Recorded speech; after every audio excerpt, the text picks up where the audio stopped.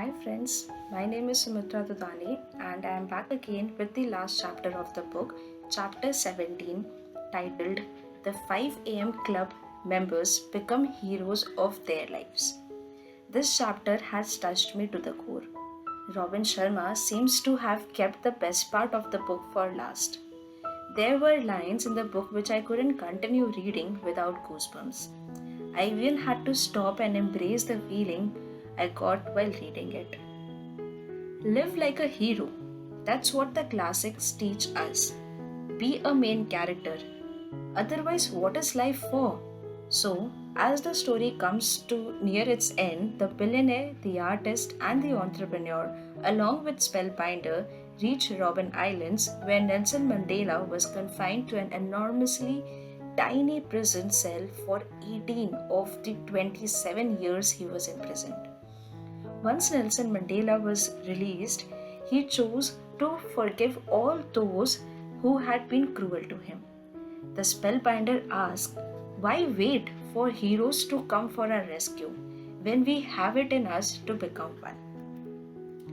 Everything we go through as we travel through a life is, in truth, a fantastic orchestration designed to introduce us to our truest talents, connect us with our most sovereign selves, and deepen our intimacy with the glorious hero that lives inside each one of us. Yes, within every single one of us. The tour guide, who happened to be a former political prisoner, had served with Nelson for 8 years there, and he shared insights into the miserable life that Nelson had to live at the prison and about his walk to freedom. A few years after Nelson had come to Limestone Quarry, where he would have to work for backbreaking hours, he was asked to dig a grave in the prison yard and then to lie in it. Then the guards unzipped their pants and urinated over him.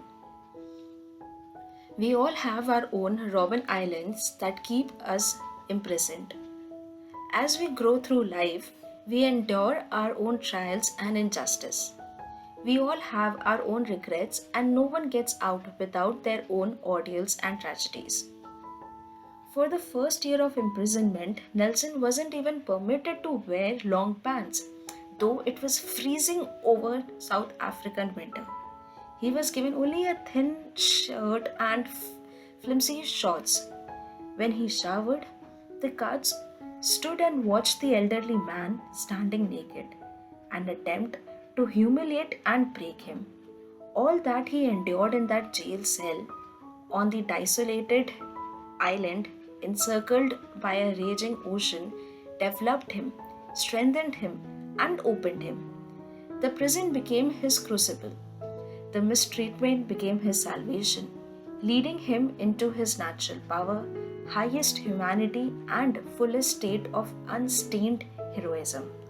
Nelson, in his autobiography, Long Walk to Freedom, has written, as I walked out the door towards the gate that would lead to freedom, I knew if I didn't leave my bitterness and hatred behind, I would still be in prison. To be free is not merely to cast off one's chain, but to live in a way that respects and enhances the freedom of others. No one is born hating others. People must learn to hate others. And if they can learn to hate, they can be taught to love. For love comes more naturally to the human heart than its opposite. Mandela had come into the cell as a hot-headed, angry, hostile, and a militant young man.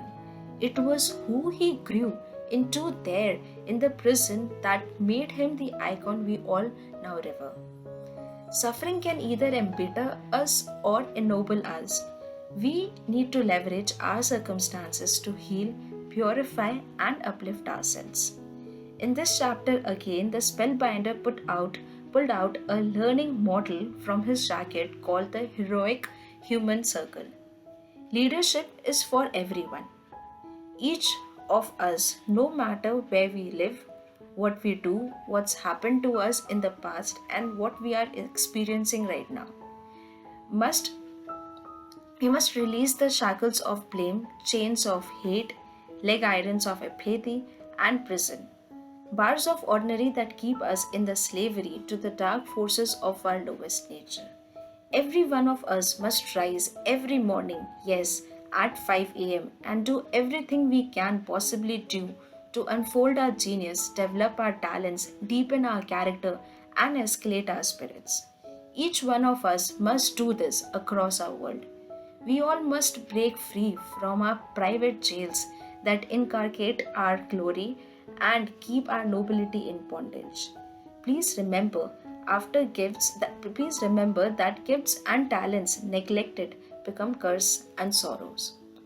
Yes, no matter what struggles we face and what adversities we will endure, no matter what attacks, humiliation, and violation are visited on us, we must persist. We must continue. We must stay strong. We must live our luminous nature and magnify our sovereign selves. Even if it feels the world is against us, this is truly what makes us human beings, right? Even if it seems the light will never transcend the darkness, keep making your way to freedom. Demonstrate actual love for all of us. Now is the moment to start our pilgrimage to a territory called legacy. A lot of people are tourists at this place. For fleeting minutes of their precious mornings, they think about the body of work they have built and what it is that will leave behind once they die. For brief intervals before they get distracted, they reflect on the quality of their productivity, the degree of their decency, and the depth of their impact. For more short stints become the bustle of being busy consumes them again. They pause to contemplate how beautifully they would have lived and how helpful they were. They are mere visitors to this realm. The distinguished leaders we have had constructed their lives around was to exist for a cause that was larger than themselves. So, when they died, they left our world brighter than they found it. We all come with an expiration date. We don't know how long we get to live. Today and this very moment deserves and demands our commitment to become sublimely creative, pristinely productive, decently, decadently decent, and of service to many. Please stop postponing your mastery. No longer resist your primal power. Refrain from allowing the shadow forces of fear, rejection, doubt, and disappointment to dim the light of your most luminous life. This is your time, and now is your day to make your leap in your original way into the rare air of the finest leaders who have ever lived, and to enter the universe of the true masters, eminent, vicious, and authentic heroes we have been responsible for all the progress of civilization. To lead is to inspire others by the way that we live. To lead is to walk through the fires of our hardest, to step up into forgiveness. To lead is to remove any form of mediocrity from infiltrating the quarters of our life in a dazzling celebration of the majesty that is our birthright. To lead is to turn our terrors into triumphs, translate each of our heartbreaks into heroism, and more than all else, to lead is to be a force for good on this tiny planet of ours. Today, we get to accept the grand call to raise the standard by which we live out the remainder of our life, or at least start tomorrow at 5 a.m. Let's own our morning and elevate our lives. Thank you.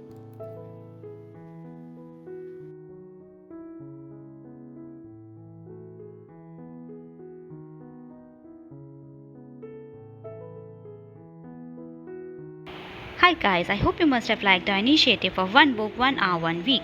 Also, we'd like to take a moment here to thank you guys for all your support and love as we hit our first 200 subscribers. Please like and share this video and do subscribe to our channel to keep yourselves updated for the coming videos. Thank you for associating with us and have a good day.